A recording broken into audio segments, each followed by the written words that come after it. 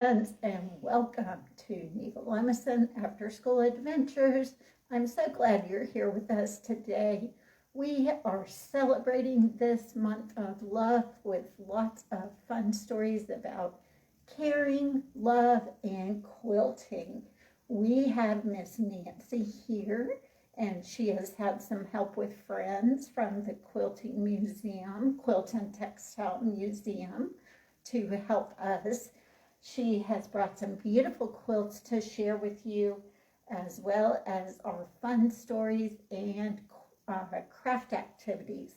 So Ms. Kay and I wanted to make sure you pick up your virtual hug so that you can share it with your friends, as well as be able to make a heart quilting craft. So come and see us here at the library, get your kit, and I'm turning everything over to Miss Nancy. Thank you so much for being here. Oh, you're welcome. I'm glad to be here. And how is everyone this afternoon? It's a nice sunny February afternoon and Valentine's Day is coming up. So I brought some Valentine or heart quilts. This one, a friend of mine, Miss Cindy, made, and it's actually a table runner. So you could put this across your table when you were having a Valentine dinner. And she's added some things to it. And those are called embellishments. And you can see here she's put some little French knots around her heart. And here she's added some lace and around the heart. And over here she's added some more lace. So it's a really pretty table runner. And this one she also made, and that's just a little heart throw that she put together for Valentine's Day. I happen to make, I'm with a group of ladies who likes to share, and we will work together to make a quilt. So because it's the month of February, I put together 4 different squares or blocks. Each one of these is called a block. And we were told we made a 9-patch block, and then we had to put a heart on it. And this is called applique. So I made a 9-patch block with an applique heart on it. And eventually, if you remember from last week, a quilt has 3 parts to it. It has the front piece, which is this, and then it has a backing, and then it has batting, B-A-T-T-I-N-G. It has batting in the center, and that's what makes it so warm. So you make a quilt sandwich, put the front and the back and the batting in the center, and then you have to hold the 3 pieces together, and that's what the quilting is. You stitch in a design through all 3 pieces, and you get the beautiful quilts that you see here in the table runner and here in this lap quilt. And then Miss Cindy's grandson, who absolutely loves his quilt, allowed me to take it to show you. This is an I Spy quilt. And oftentimes moms or grandmas will make it for a new baby, and it's I Spy. You would say to the baby, where is the baseball player? And then the baby would look around and try and find the baseball player. Or where's the ostrich? And they would come and look through all of the squares and find the ostrich. So it's called an I Spy quilt. Maybe you have 1 or 2, or you've seen your friends have one. They're very popular quilts. So today, it being close to Valentine's Day, we thought we would read some stories about Valentine's Day. And the first story is called Henry and the Valentine Surprise by Nancy Carlson. And you've probably done this in your classrooms. This is Henry and the Valentine Surprise by Nancy Carlson. Tomorrow was Valentine's Day, and Henry and his classmates found a heart-shaped box on Mr. McCarthy's desk. See that big Valentine box? I wonder if Mr. McCarthy has a girlfriend, said Sydney. Teachers don't have girlfriends. They never leave school, said Henry. Do you believe that? You can see. They think he sleeps on the desk at school. That's not true, said Tony. I once saw Mr. McCarthy at the grocery store. You can see he's looking at the cereal. Let's find out if Mr. McCarthy has a girlfriend, said Henry. Notice what they're having for lunch. I thought that was interesting. Tuna melts, corn, milk, and cookies.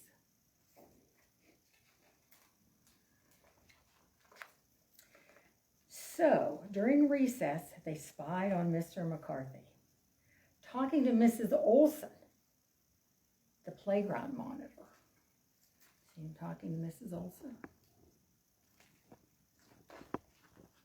At lunch, they saw the lunch lady give Mr. McCarthy an extra tuna melt. So, see they are? He's getting 2 of them. Later, Tony spied on Mr. McCarthy eating lunch with the French teacher. You can see he's climbing up on somebody's back there so he can sneak in the door, peek in and see. Wow, Mr. McCarthy has a lot of girlfriends, said Henry. At the end of the day, Henry asked, who is that Valentine for? You can see him up at the teacher's desk asking the question.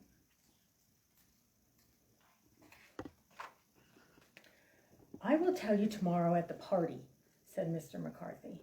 Now it's time to go home and work on Valentines for all of your classmates. Even the girls? Asked Henry. Yes, said Mr. McCarthy. Please make a Valentine for everyone in the class. So somebody doesn't like girls. I can't imagine that. After school, Henry made a Valentine for everyone in his class, including the girls. Henry even put an extra candy heart in Sydney's Valentine. So who do you think Henry likes? And these little candy hearts are my favorite. I don't know if you like them or not, but I really like those little candy hearts. The next day, everyone was excited about the party, and Mr. McCarthy was looking sharp. You can see they all brought their Valentine boxes into school with them to collect their Valentines. When it was time for the party, Henry asked again, who is that Valentine for? Well, this very special Valentine is for, who do you think it's for?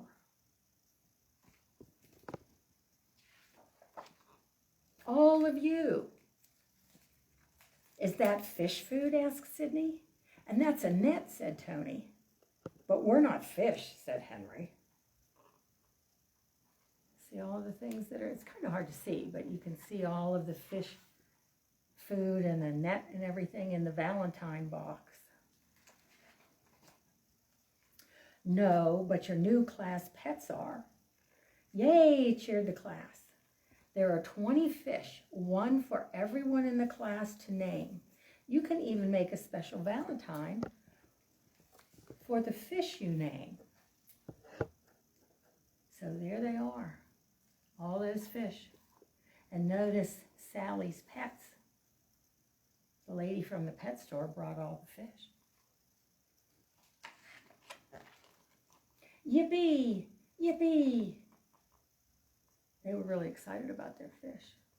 Notice lunch was macaroni and cheese, green beans, breadsticks, and Valentine cake, which sounded pretty good. See, I told you teachers don't have girlfriends, said Henry. Yeah, said Tony, teachers are too busy. look who's in the picture in the background. Who do you think his girlfriend might be? Teachers are too busy teaching. And they're too busy to notice what's going on in the doorway for Valentine's Day. But everybody got a fish, so they were very happy, I think. Okay, this is a story about a poor little porcupine that is looking for love. It's called Porcupining, a prickly love story. So for Valentine's Day, we thought it would be nice to have a story about finding someone you can be good friends with. This is Porcupining, a prickly love story by Lisa Wheeler. Notice the porcupine's kissing a brush. Okay. Cushion was a porcupine with a problem. He lived in a petting zoo. That was the problem. No one would pet a porcupine. There were even signs outside of his habitat that read, "Do not touch, keep out, and worst of all, no petting." You can see there he is, no petting. All the other animals got pats and pets and plenty of hugs, but not Cushion. All the other animals had family and friends for company, but not Cushion. All the other animals had someone to love. Poor Cushion had no one. See all the animals getting pets, except for poor Cushion. See him over there in the corner? At night, Cushion got especially lonesome. He'd sit in the darkest corner of his house and feel sorry for himself. He even made up a sad, sad song. "I've been lonesome all my life. No one will get near. I'm porcupining for a wife, someone to hold me dear." After one especially long and lonesome night, Cushion decided he'd live alone no more. "If a wife won't come looking for me, I'll go looking for a wife." So that night, when all the people went home and all the lights in the petting zoo went off, Cushion went poking around. Notice Cushion plays the banjo. Does anybody play the banjo? He tried finding a wife at the rabbit hutch. He sang his sad, sad song outside the door. "I've been so lonesome all my life, I guess I can't be picky. I'm porcupining for a wife, and rabbits aren't too icky." Notice him serenading the rabbits. For some reason, the rabbits got hopping mad and started poking fun at him. "You're a walking burball," they teased. "Go away, Pincushion." Cushion decided that rabbits were too jumpy and rude to make good companions. He wanted a wife who was easygoing like him. Notice the rabbits were throwing carrots at him. So the rabbits weren't very happy. When he noticed the pink sow lazing in the pigsty, he decided to try again. He sang his sad, sad song. "I've been so lonesome all my life, and though you're pink and fat, I'm porcupining for a wife, so I won't mention that." What do you think the pig did? But for some reason, the sow just grunted and turned her back on him. Cushion got the point. Must be stuck up, he decided. I'll find a wife who has a sharper sense of humor. And off he went.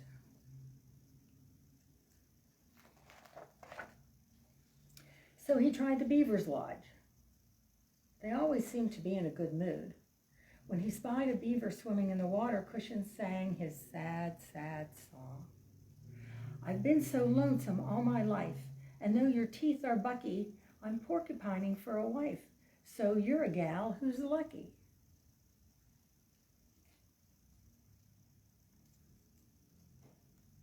Does that beaver look happy?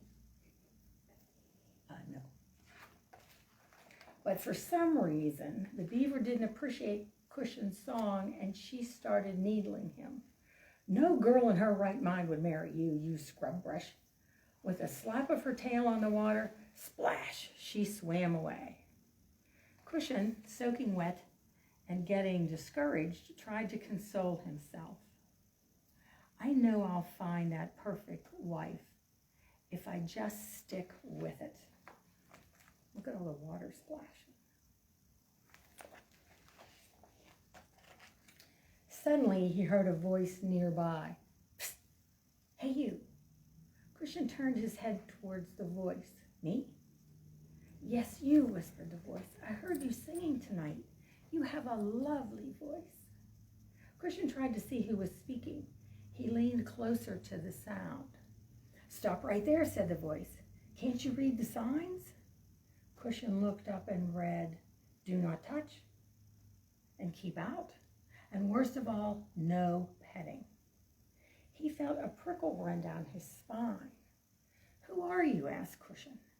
My name is Barbara, said the sweet, clear voice, but you can call me Barb. Barb is a beautiful name, said Cushion. Are you dangerous? I don't think so, said Barb. Are you? I'm a porcupine, said Cushion. I've got quills. See? He can hear her, but he doesn't know who she is. I've got quills too, Barb announced as she stepped into the light. I'm a hedgehog. Standing there before him was a quaint, quilled creature. You don't look like a hedge or a hog, said Cushion. You're beautiful. And you don't look like a pork or a pine, said Barb. You're outstanding. Cushion's heart was overflowing. He felt this was the perfect moment to sing Barb his sad, sad song, which suddenly didn't seem sad at all. I've been lonesome all my life. Now I've met Barb so fair. I'm porcupining for a wife. We make a perfect pair. And so there they are. And what do you think? Of course they did. What would be the point of the story? So there they are, do not disturb sign. She's got a harmonica and he's got a banjo. Living happily ever after, which is what we like to hear on Valentine's Day.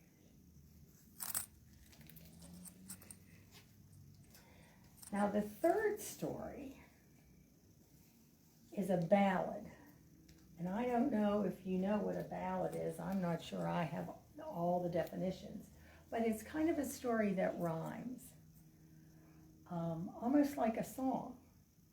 So this is just a fun little story. It's called The Ballad of Valentine by Allison Jackson. Now you need to look closely at the pictures here because the pictures are really funny. There's lots of little hidden things in the pictures. And this is Valentine. And what's also interesting is as I was reading this story, I noticed this little book plate. And I know the three girls that this gift was given in honor of Audrey, Juliet, and Blythe. And I know these three girls. So that made it even more special and made me want to read it. The Ballad of Valentine by Allison Jackson. And notice Valentine, she's just kind of dusting her house. And you can see she's got a picture of, I think, her bow.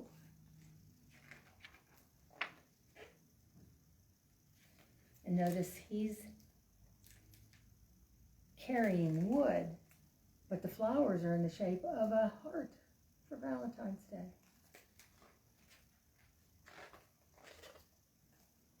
In a cabin in a canyon near a mountain laced with pine lived a girl who was my sweetheart, and her name was Valentine. Now here's where you need to look at the pictures. because there's funny looking sheep all over. There's a chicken sitting here on the weather vane. And then he's drawing clear over on the other side of the valley. And there's a cat sitting here, if you missed the cat. Oh my darling, oh my darling, oh my darling Valentine. I have written 40 letters, but you've never read a line.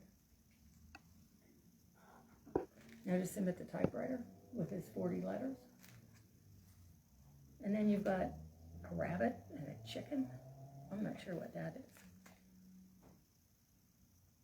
But really pretty pictures. Gave the letters to a mailman to deliver rain or shine, but he couldn't find your address. See the mailman shaking his head, scratching his head over here. So I penned this Valentine, then I trained a homing pigeon and attached my note with twine. So now he's going to try and get it to her with a homing pigeon. But if you notice, the homing pigeon has a little umbrella, a headscarf, and a purse.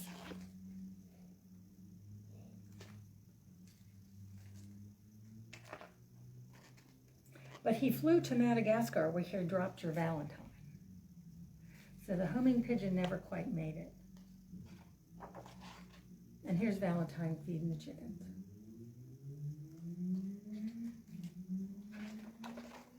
So I built a raging bonfire, sent a black and smoky rhyme.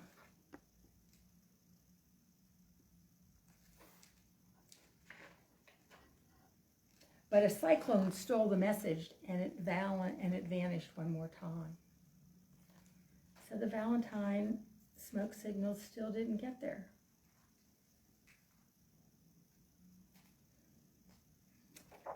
Notice I'm not sure whether that's a sheep or a goat, but it has a hat on.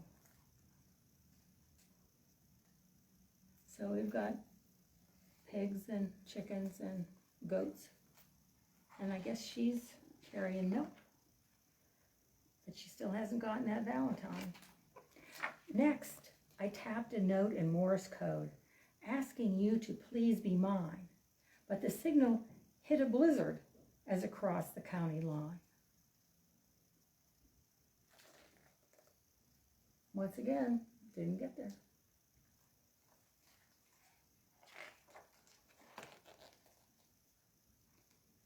Then I rented out a mail car on the Westward Railroad line. Notice the size of the Valentine. It's huge. Do you think it got there? The train derailed in Denver, leaving letters strewn behind. Nope, didn't get there that time either.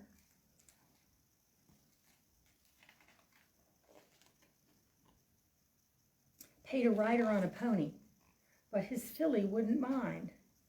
Bucked him clear to Arizona, where he's now been reassigned.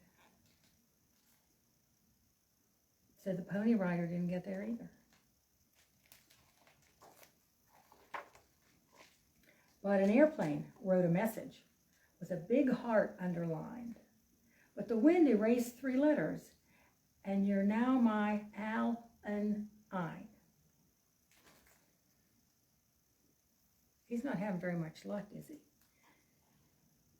She doesn't seem too concerned. She's baking a pie.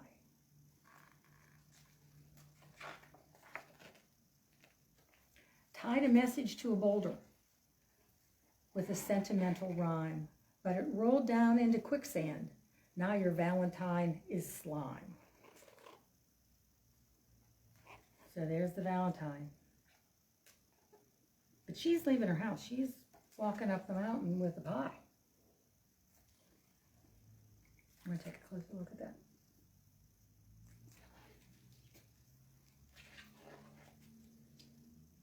Well, I'm not much of a writer, but I tried to drop a line. If you ever get this message, will you be my Valentine? And they finally got together. So I hope you all have a very happy Valentine's Day and have enjoyed the books that we've chosen to read today. Now, did you want me to do this? Okay.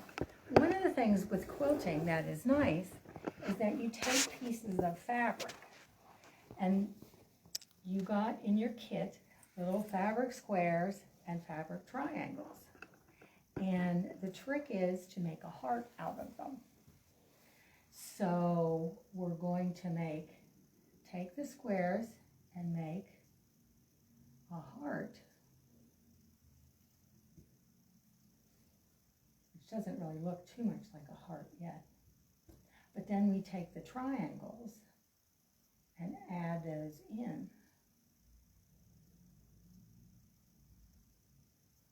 And it starts to look like a heart, maybe. There we go. It's just like a puzzle, putting the pieces together. There we go. And then we put the white on the outside to make it a square.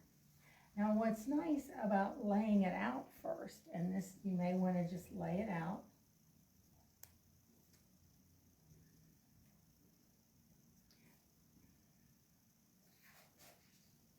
Missing a piece. Let me see. It was here, I think. Okay. Anyway, thank you. What's nice about laying it out first, and quilters do this all the time, if you don't like the way it looks, before you glue it or you sew it, you can change it until it's in a place that you like. So you can change this so that it's however you would like it to be. And once you are happy with where the pieces are located, then you can glue it down. And you have this pretty little fabric valentine that you can give to a secret friend, or your mom, or your dad, or your sister or brother, grandparents, Teacher. Anybody you would like, your teacher, yes. And so I hope you have enjoyed the stories and the craft, and that you have a wonderful Valentine's